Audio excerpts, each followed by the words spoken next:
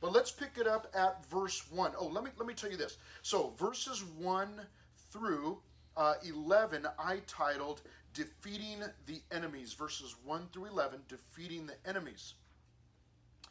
At verse 12, all the way down to verse 17, 12 to 17 is dividing the land. So you have defeating the enemies, verses 1 to 11. Then verses 12 to 17, dividing the land. And then verses 18 to 22, defending one another. And then lastly, verse 23 down to verse 29, denied a second time. So let's go ahead and pick it up at verse 1. Now, I will remind you of this. Moses, what are we reading here in Deuteronomy 3? In case you're just coming in and you have no idea what Deuteronomy is about, what Deuteronomy chapter 3, what are we even doing here, okay? So this story, very briefly, began back in Genesis, but really started picking up some steam in Exodus. That is where the Israelites, the Jewish people, they were slaves in Egypt. God saved them by sending Moses. Moses begins to lead them out. He leads them out of Egypt. They get saved out of Egypt, out of slavery. So then Exodus, and then really Leviticus, Numbers, and Deuteronomy is all about God leading the people to something called the Promised Land. He took them away from their homes in Egypt because they were slaves there. And he's been in the process for many years of getting them to the Promised Land. And one of the major things that happened on the way to the Promised Land was they got to the border of this Promised Land, and God had promised that they would have everything they needed there in that land. And that all they needed to do was go in by faith. They needed to trust God and go in. Yes, there were people in the land, but God said, you go in and fight them, and you'll defeat all of them. You'll go in and take over the whole land. And so they get to the border, but they get scared. And they choose fear over faith, and so they do not go into the land. So at that point, God says, okay, since you wouldn't trust me, he said, I'm going to march you around the wilderness for 40 years until all of the older people, the older generation dies off because you didn't have any faith. And then once they're all gone, then I will use the younger generation who's now grown, and I'll take them into the Promised Land because they will trust me. So right now, what's happening in Deuteronomy is, for the second time, they're back at the border. And they're getting ready to cross over into the Promised Land. And it's the younger generation. The older generation has died off. It's the younger generation. And Moses also knows that he's going to die very soon. He's not going to go into the Promised Land. A young man named Joshua, who's now an older man, is going to lead the people into the Promised Land. So he knows that, so he's given them some final instructions before they go in. And what he's been doing in the two previous chapters, chapter 1 and 2, and he'll continue here in chapter 3, is he's been briefly retelling their history, reminding them of things. And I talked a little bit, or I mentioned trophies. We'll talk about that in just a moment. But look at verse 1. Then we turned and went up the road to Bashan. And Og, king of Bashan, came out against us, he and all his people, to battle at Edrei. And the Lord, very important here in verses 2 and 3, and the Lord said to me, do not fear him, for I have delivered him and all his people and his land into your hand. You shall do to him as you did to Sihon, king of the Amorites, who dwelt at Heshbon. Now, what that is in verse 2, that is a command. If you're taking notes, you may want to write this down. A command with a promise. He gives a command with a promise. Now, what is the big deal about that? Well, let's just take a look at that for just a moment. God is powerful, yes or no? Yes. Yes. God created us, yes or no? Yes. All right, thank you very much. Yes. Therefore, if he commands us to do something, he has the right to do that, first of all. He also does not need to include a promise. You understand? Now let's take this home for just a minute. At home, if mom or dad tells you to do something, okay, you probably have chores, hopefully. If you don't, I can talk to your parents and give them some suggestions, okay? But you probably have responsibilities at home, hopefully. If you don't, you should, and it's actually a good thing to have responsibility. And if you don't have any, ask your parents for some. You go, what? That's crazy. Who would do that? Well, if you want to learn how to be productive, then you should start now, okay? Anyhow, let's move on. Let's say that your parents tell you to do something. We always say, there's the common things, take out the trash, or pick up after the dog, or maybe it's clean the bathroom, or, you've got dishes tonight, or, it could be any number of things. They give you a command. Now, they have the right to do that because, in a sense, they brought you into this life. Now, you could, have a bad attitude and say, well, God created me.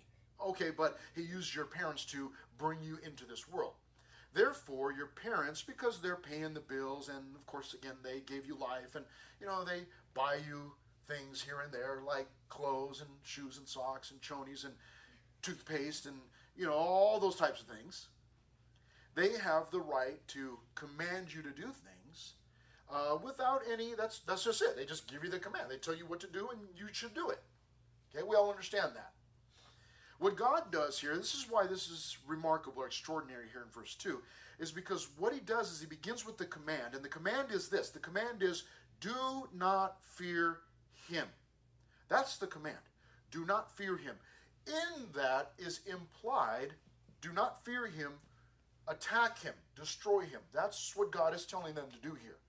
Although all we read is do not fear him, what he in fact is telling them is you need to go and defeat him. So do not fear him. There's the command. Now, what he does is because he's God, and this is the way he operates oftentimes, not all of the times, but oftentimes, is he also gives a command. Or, I'm sorry, a promise with that command. So he gives the command, but then he also adds in a promise. This is pretty cool. Now again, let's take it back home. Your mom walks in, says, hey, you need to do the dishes tonight. And if you do that, I'll take you to the mall tomorrow, and I'll buy you, some new whatever, pants, clothes, whatever. You do that, and I'll take you to lunch tomorrow. Your parents don't have to do that, right? Because there's already food in the refrigerator, and they don't have to do that. They can just give you a command, and that's it. Do it, or else. Do it or die. Now, God could have done the same thing. But instead, what God does, and this is why we slow down in some of these chapters, like, you're going through Deuteronomy? Like, I get that. Like, people will ask me all the time, hey, so what do you, when they find out I teach at a church or, teach Bible, say, oh, so what do you, even people here, hey, so what are you teaching right now? Well, we're going through Deuteronomy on Sunday morning. Deuteronomy? There are so many people, even in our own church, are like, Deuteronomy? Who reads that? Who studies that? Who would do that? We would. And this is why, and again, we'll do it this morning, we do not read every single verse that's in this story, but there are some gems in here, and we learn how God works. And here's how he works some of the time. He gives this promise in verse 2. He gives the command along with the promise.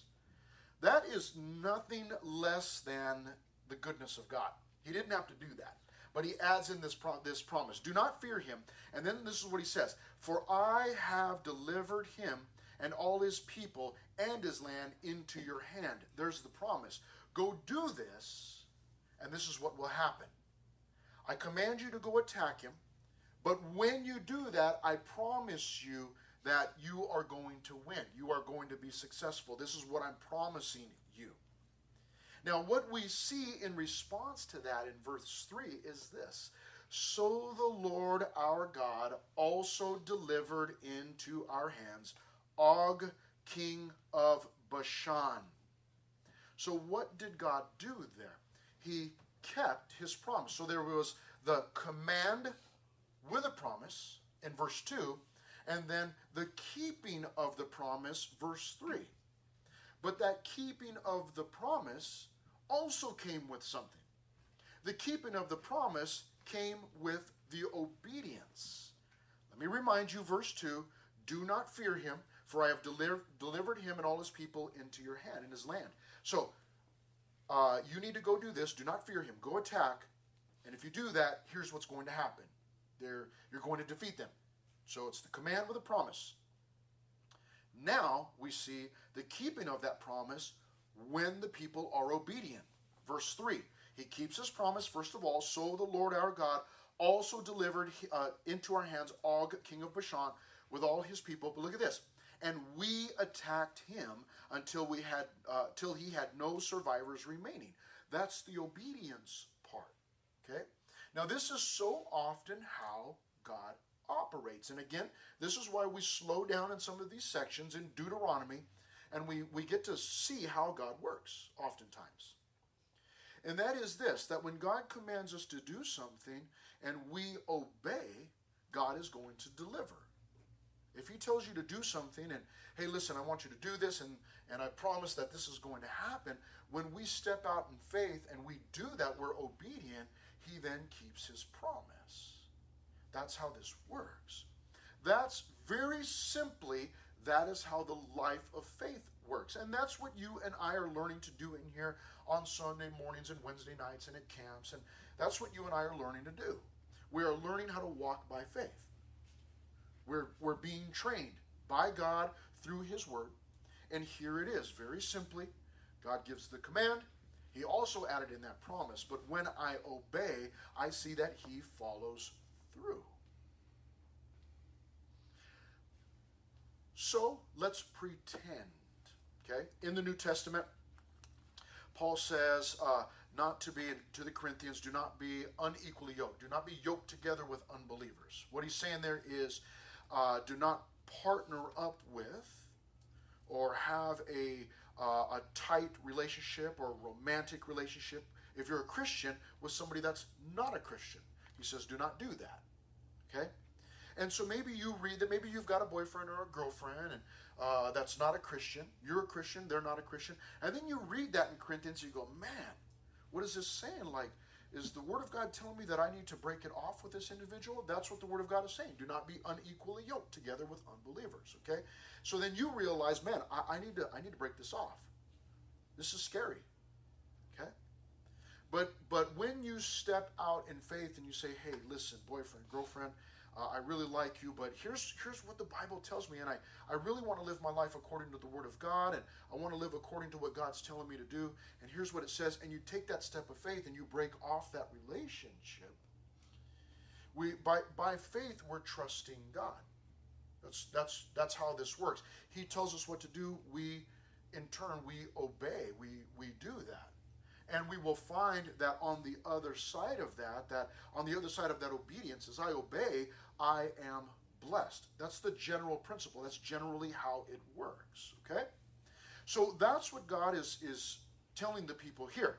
Now, what happens is, as we go down a little bit further, verses 8 through 11, he recounts, and we actually find out that they destroy a couple of the kings and take the land there. But and then in verse 12, beginning at verse 12, we have the dividing of the land. Okay, so we're moving very quickly. Again, we're not reading all of this. You just need to know that verses 1 to 11 is about the defeat of Og. But in verse 8, at that time, we took the land from the hand of the 2 kings of the Amorites. So they actually took all of this land from 2 kings.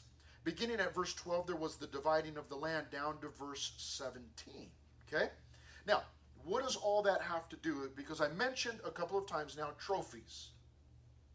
Okay, so let's back up a little bit. Moses, he knows that he's going to be dying soon. He knows that he's turning everything over to Joshua. The people are not in the promised land yet, but they're about to go over. They've had some victories now. God is preparing them to go into the promised land and preparing them for victory. And Moses is giving them some final words. And in the process here, he's recounting what happened in the past. That's where our trophy, the picture of a trophy, comes in. Many of you have trophies or you have an award. Maybe it's a paper award. Maybe it's a ribbon, blue ribbon, or something like that. It could be for academics, could be for athletics, could be for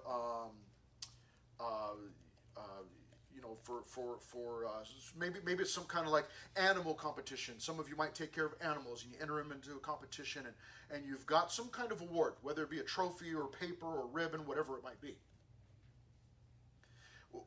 What does that mean? What does that signify? That award, in whatever form it is, whether it be a trophy or whatever it is, what does it signify? It signifies some past accomplishment or victory. Yes or no? Yes. Yes. If you have trophies up in your room, or you've got a trophy case at your house and there's all your trophies, what it does is it signifies something from the past. And those can be very helpful when, at times when you begin to doubt, and you go, oh man, I don't know if I can do this. I don't know if I can accomplish this.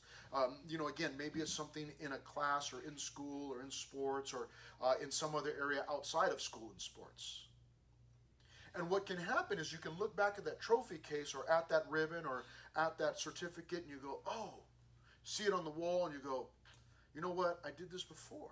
Or, man, God blessed me in the past and I can see, you might look at it and go, well, this is what I'm good at. And what you can do is you take some confidence from that. Now, what happens is, just real quick, a little side note with trophies and awards and things, as you get older, let's not beat around the bush. As you get old, okay, you look to the trophy case, and maybe it was for basketball, or in my case, a little bit of soccer, a bunch of baseball, when I was young. Okay, but then I came to my senses and stopped playing baseball. Okay, just saying, just kidding. Okay, but baseball, I did a little bit of football. I look back at that. If I still had those trophies now, which I don't have them anymore, it's a whole nother story. But if I look at them, I would go, oh yeah, that's what I used to be able to do. Now, this long, after this much time, those trophies wouldn't do me any good as far as boosting my confidence. I would just look and go, oh yeah, looking at it makes my body hurt. That's not going to help me anymore. Several years ago, when I was in my 20s, I had all these trophies on my bookshelf still in my room, and it was like, what is this? And I just got rid of all of them. It was like, this is it was so long ago. It's like, what is that? What do those even matter? But here in this case, now this is how all of this applies. Moses is reminding the people, you're getting ready to go into the promised land. There are giants there. In fact, I forgot to read this for you. Look at verse 11 real quickly before we move on. Look at verse 11. For only Og, king of Bashan, remained of the remnant of the giants. Indeed, his bedstead, that's his bed, was an iron bedstead. And then at the time of this writing, Moses says, is it not in Rabbah of the people of Ammon? So they actually had his bed. 9 cubits is its length, and 4 cubits its width, according to the standard cubit. So he gives a measurement there that it's not, well, I'll explain that in just a minute. But he's basically saying, listen, Og was the last of the giants. And then he actually points to his bed. He goes, his bed was actually 9 cubits long. Now, what is a cubit? Okay, they would generally use their arm down to their elbow, and that was a cubit. So, but I've got little short stubby arms and, little pudgy hands. And so, who knows, maybe they had longer or whatever. But you can see some people would have longer or whatever. So, it's not quite accurate. But imagine 9 of those, from, 9. That's like, okay, that's pretty tall. And you can kind of figure that out yourself. But what he's saying is, listen, God did this in the past. This is, he destroyed these kings. He destroyed Og, the last of the giants.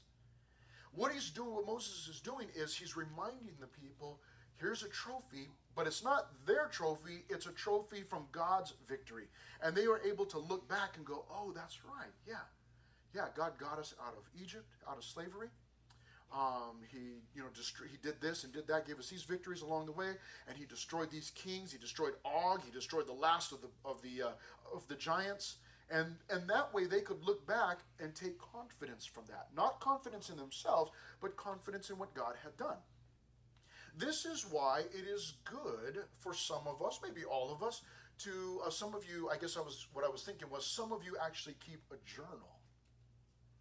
Or you keep a record of things, maybe prayer requests that God answered. This is why that's such a good idea. Because if you have a journal that you keep a record, and I prayed for this, or this happened, and God blessed me this way. When you are in doubt and you are struggling and stumbling in your faith, you can always go back to that and go, oh man, I forgot. 2 years ago, look at this. This is what God did for me. Or this is what God did for my family.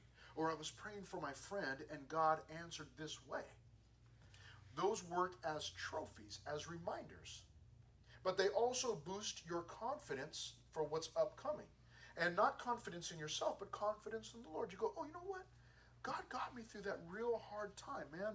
My aunt had cancer, or my dad had gotten in a car wreck, or my sister was struggling with her pregnancy or whatever, and you're able to look back and go, oh, look what God did. This is incredible. Oh, man, God, please forgive me. I forgot. I will trust you. Let's move forward. And then you're able to move forward with confidence in Him. With faith, your faith being built up in Him. So that's what Moses is doing for the people. He's saying, listen, you're getting ready to go. I'm not going to be with you anymore. You're going to go with Joshua into the promised land. And yes, it's going to be a little bit scary, but listen, God already destroyed the last of the giants, and He took care of this person and that person and this land. And then beginning in verse 12, they're already dividing land up from the land that they did receive. So they had all of these things to build and boost up their faith in God. We need those same type of trophies. So I would recommend to you that you keep record of the things that that God has done for you, so that you can look back and say, you know what? Yeah, God was faithful and He did these things. Now, verse 18. Verse 18 is a really neat section because it begins to talk about Joshua here. Joshua has been mentioned, but here we are defending one another. Notice verse 18. Then Moses says, then I commanded you at that time, saying, the Lord your God has given you this land to possess. He says, all you men of valor shall cross over armed before your brethren, the children of Israel. So take your weapons with you. Okay? Now, what is he talking about here? Very briefly, let me tell you in case you're not aware.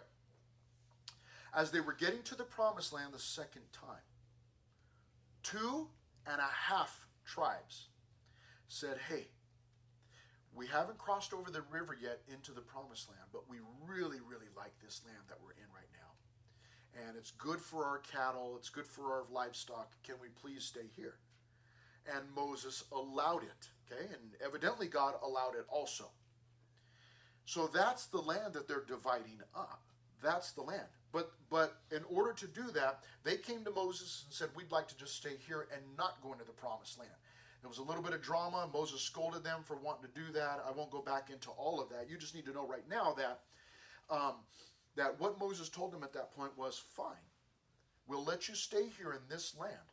However, what needs to happen is all of your warriors, your armies, your military need to come with us. You can leave your families there, your livestock there, but you need to come with us and go into the promised land and help us battle and defeat the people that are there. Because that's the way God set it up. God wanted us all to go in together and destroy and defeat all of the armies and the people that are there. So all of the people that wanted to stay on that side of the river, not go into the promised land, they agreed. So Moses is reminding them of that. The Lord your God has given you this land to possess. All you men of valor, that's men of war, military, shall cross over armed, okay, get your weapons, before your brethren, the children of Israel. You've got to come with us. But your wives, your little ones, and your livestock, I know that you have much livestock. It's funny that he puts that in parentheses. You and, your wives, your little ones, and your livestock. I know, you've got a lot of livestock. That's what I imagine him saying. Only because, I'm a dad, and, there's been times where I've done that. And, okay, so here's what I need you to do. I need you to, mow the lawn first before I take you to the mall. I know you want to go to the mall and pick up your friend along the way. So I don't know if Moses was really doing that, but me being a dad, that's how I picture him doing it. It's like your wives and your kids and your livestock. I know you got a lot of animals. Yeah. Like, simmer down. But I love what Moses does here. This is a little tiny thing. You might think it's weird, but I'm going to point it out anyways. When this group of people first said, we want to stay here on this side, we don't want to go into the promised land, this is what they said. It's good for our livestock. It's good for our livestock. It's good for our animals. And then you find out after the fact, oh yeah, we've got wives and kids also. But the land is good for our animals. And we saw that as, so what you're just basically concerned about your animals is what you're telling me. That's what it sounded like. I love that Moses turns that around. Notice what he did. Wives first, little ones second, animals last. Because probably in Moses' mind, it's like, your animals, who cares about that? You've got wives, you've got kids, and I love that he put them in that order. But in verse 19, he says, that they shall stay in your cities, which I have given you, until the Lord has given rest. Key word. If you are the type of person that likes to write in your Bible, I would want to circle that. We're going to come back to that theme of rest before we close today. But he says, until the Lord your God, until he gives you rest in verse 18, or until he gives them rest. Verse 20, until the Lord has given rest to your brothers as to you, and they also possess the land which the Lord your God is giving them beyond the Jordan, then each of you may return to his possession, which I have given you. And I commanded, here it is. So in other words, you've got to defend them. You got to go and defend one another. Verse 21, and I commanded Joshua at that time, saying, your eyes, now he's talking to Joshua, he's reminding them of this conversation that Moses had with Joshua. And I commanded Joshua at that time, saying, your eyes have seen all that the Lord your God has done to these two kings. So will the Lord do to all the kingdoms through which you pass. You must not fear them, for the Lord your God himself fights for you. Now, eventually, we will get into the book of Joshua. That's the next book after Deuteronomy. It may take us a few years, and you guys might all be graduated by then, but eventually we'll get there. And when you get into the book of Joshua, now I love Joshua, because Joshua to me seems like this manly man, like he's a warrior. He goes in and, marches around Jericho, and the walls fall down before him. I mean, does all these incredible things, all these incredible battles. But it's funny that the book of Joshua opens up with God saying, be strong and courageous. Be strong and very courageous. Do not fear. I mean, he keeps telling them over and over and over again. And it dawned on me that, why does he keep telling them this? Joshua's like a manly man. But it must have been that I'm guessing now that Joshua was probably shaking in his boots. Like he's taking over for Moses. Imagine that. Like if somebody just came to you and said, hey, that guy Moses that's, working for God and leading millions of people? Yeah. Okay, well, he's getting ready to die and he wants you to take over. What? He wants me to do what? I wouldn't want to do that. I mean, I know it sounds like a great position. You get your name, in the Bible or whatever, but it's like, I don't want to have any part of that. I'd rather just stay in the back and clean up after all the animals, I don't want to have anything to do with that. And so my guess is that Joshua, at that point that God is sending him in, is probably like, oh, okay. But notice this in verse 21. This is what the Lord did. Your eyes have seen all that the Lord your God has done to these two kings. So will the Lord do to all the kingdoms through which you pass. Moses, wherever you go, God's going to defeat the armies, the people. So see, he's assuring and reassuring. Don't worry, Joshua. God's going to be with you. And then he says in verse 22, you must not fear them, for the Lord your God himself fights for you. So you see, he's assuring him and reassuring him. Joshua, remember what I told you. Remember what you've seen.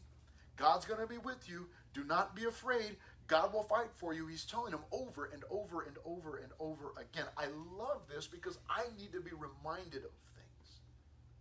Because listen, let me confess something to you. I can pray for things. I'm trying to trust the Lord. And then, like James, you know how James in the Old New Testament said, listen, if you're going to ask for something, don't doubt. But I find myself all the time doubting. I'm praying, and then I'm doubting. And then I'm praying, Lord, I believe, but help my unbelief. Lord, I'm trusting you, except help me to stop doubting. I do that all of the time.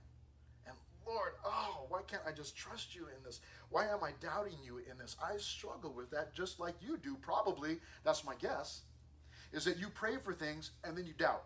And then, God, please forgive me and help me to trust you. And then you feel like you're going strong, and then you start doubting again.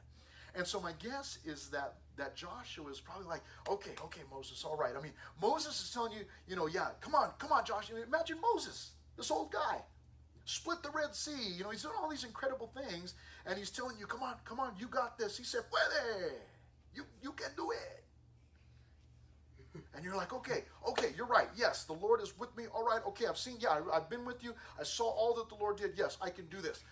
I can't do this. No, you can do it. God's going to do it. God's going to do it. And you have Moses like trying to pump him up and remind him. Another one of those trophies. Listen, Joshua, there's a trophy over there. See that? Yes? Okay, that's God. That's what God did in the past. He's going to do the same thing. And I love this. This would be one of those verses to memorize. Deuteronomy chapter 3, verse 22. You must not fear them, for the Lord your God himself fights for you. Did you know that God fights?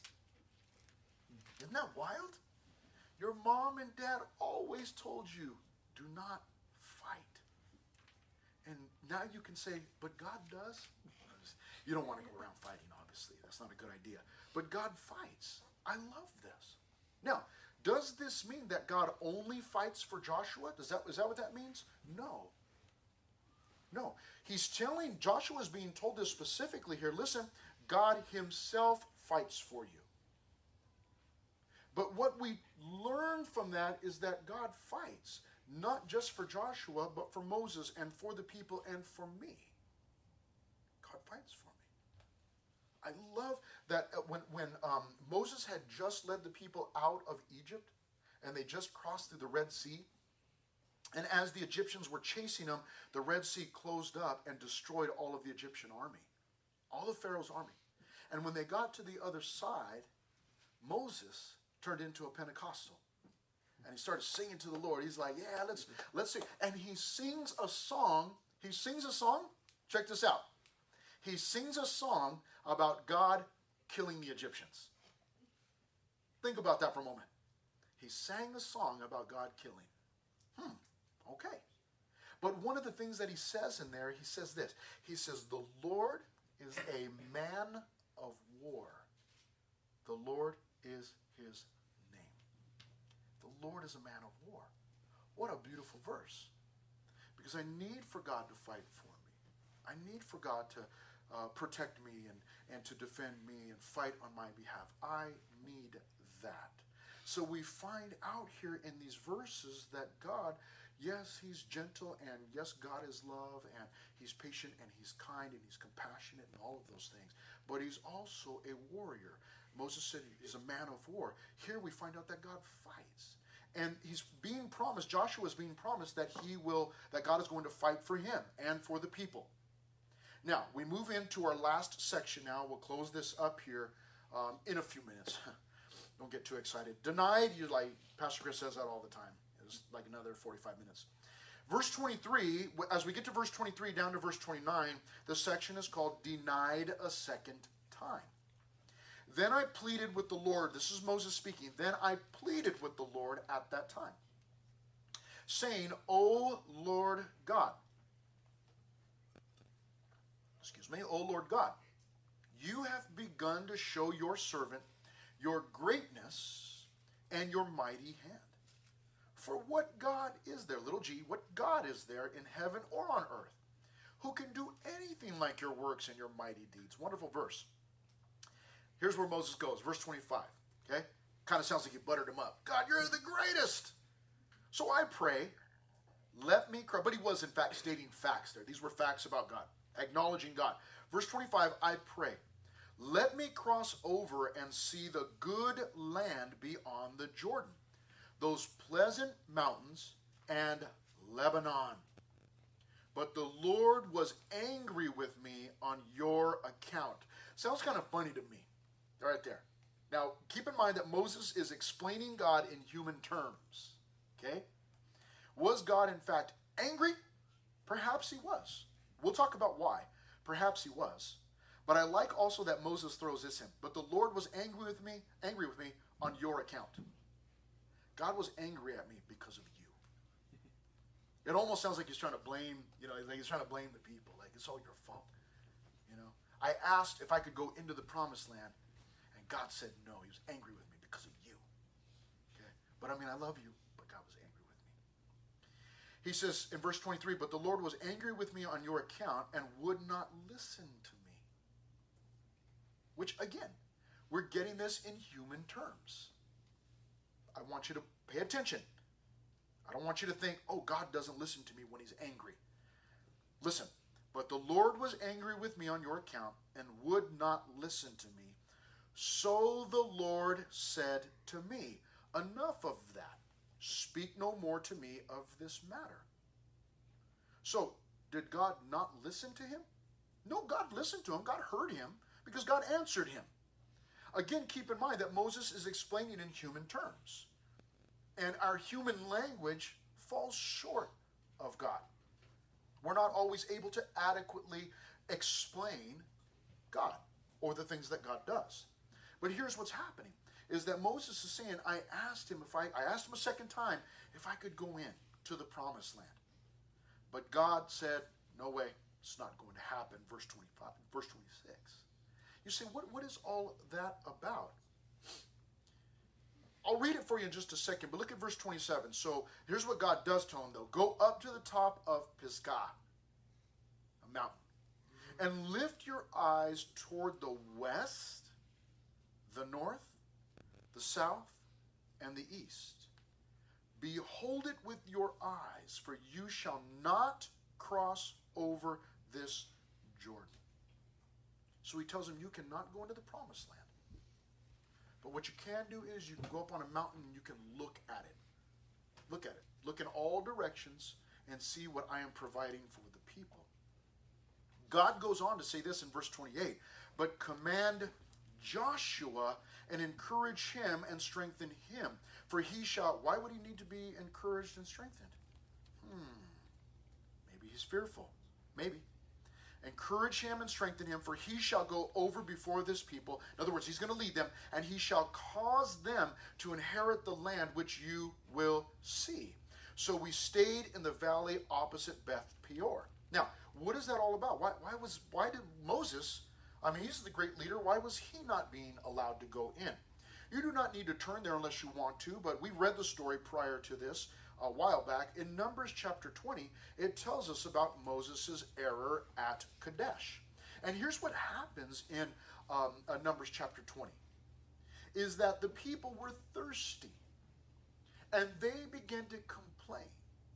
And they began to complain to Moses, give us water to drink. And Moses goes to the Lord and says, hey, your people are complaining to me that they're thirsty. And God says, what I want you to do, make sure you've got the staff, and I want you to go to this rock. Go to a rock. Now check this out. Those of you that like nature. Go to this rock, and I want you to speak to the rock, and then I'll bring water miraculously out of that rock. Some of you guys have been to Joshua Tree with me. Lots of rocks. But we don't talk to them. Okay? Why? Because that's weird. Okay? We talk to each other. You might talk to yourself, as you get separated from the rest of the group, and you might talk to yourself down there in some little cavern or cave or stuck in between two rocks. But you don't talk to the rock. Cats talk to the rocks. What? You see this? Who does? I'm not surprised. But we don't talk to the rocks. And yet God tells them, I want you to speak to the rock. You speak to the rock, and I'll cause water to come out. Well, Moses goes out, and he says, you rebels. You're always, you're just never satisfied. And what he does is he takes his staff, and boom, boom, hits the rock twice. Water come gushing out. And the people drink water, and they're so excited. They fill up their water guns, and they just have a whole water day, and it's a blast. They love it. And then God says, Moses, come over here into my office. And Moses goes in. Yes, Lord. Moses is probably all excited, like, oh, man, the people think I'm great. I gave them water. Woo! And then God's like, hey, what did I tell you to do? I did not tell you to hit the rock. I told you to speak to the rock. Now, there's two things going on. This had happened prior. And God had told him the first time, hit the rock. So you could say that in Moses' mind, well, I got mixed up. I thought, because I hit the rock the first time, so I thought I had to hit it again. But he didn't hear the instructions. No, that's not what I told you to do. I told you to speak to the rock. And then God says, because you did not believe me. We're going to read some of it right now. But because you did not believe me, and you misrepresented me before the people, you are not allowed to go into the promised land, Moses. He says in Numbers chapter 20, verse 12, then the Lord spoke to Moses and Aaron, because you did not believe me, to hallow me in the eyes of the children of Israel. In other words, you misrepresented me. Therefore you shall not bring this assembly into the land which I have given them. So Moses, back in Deuteronomy chapter 3, where we're at, that's why Moses is asking a second time, God, do you think I can go into the promised land? God says, no way. We're not going to talk about it anymore. I already told you can't go in. What you can do is go up to the mountain and look at what I'm going to provide, but you're not going into the promised land. We're passing it off to Joshua. And it is significant that Joshua was going to be the new leader. There is this picture, and I'll mention it very briefly because I think service is probably letting out in the sanctuary, and we'll get you out of here in just a minute. But here's what happens. This is the picture. Moses represents the law, the Old Testament law, the law. That law can never lead us into true rest and peace. Because as long as the law is before us, we're always seeing what we cannot accomplish, what we cannot do, how far we fall short. Joshua is our Old Testament picture of Jesus. Yeshua, okay? He's a picture of our Jesus, who, despite our failings, our shortcomings, our doubts, leads us into rest, leads us into peace by faith. That's why Moses, and Moses didn't fully understand this, Moses had to make an exit, and Joshua had to come in order to provide that picture for us. In Hebrews chapter 3, as we finish, Hebrews 3, verse 16, for who having heard rebelled? Indeed, was it not all who came out of Egypt led by Moses? Now, with whom was he angry 40 years? Was it not with those who sinned, whose corpses fell in the wilderness? And to whom did he swear that they would not enter his rest, but to those who did not obey? No obedience, no rest. For you, no faith, no peace. Verse 19, so we see that they could not enter in because of unbelief. He goes on into chapter 4 of Hebrews, therefore, since a promise remains of entering his rest, now, we still have a promise of entering his rest by faith. let us fear lest any of you seem to have come short of it. In other words, don't stop operating in faith, because if you give up your faith, you give up your fear. Or you give up your faith, you then live by fear. For indeed, the gospel was preached to us as well as to them, to the people that we're reading about in Deuteronomy 3. The gospel was preached. But the word which they heard did not profit them. Why did it not profit them? Not being mixed with faith in those who heard it. For we who have believed do enter that rest, as he has said, so I swore in my wrath, they shall not enter my rest, although the works were finished from the foundation of the world.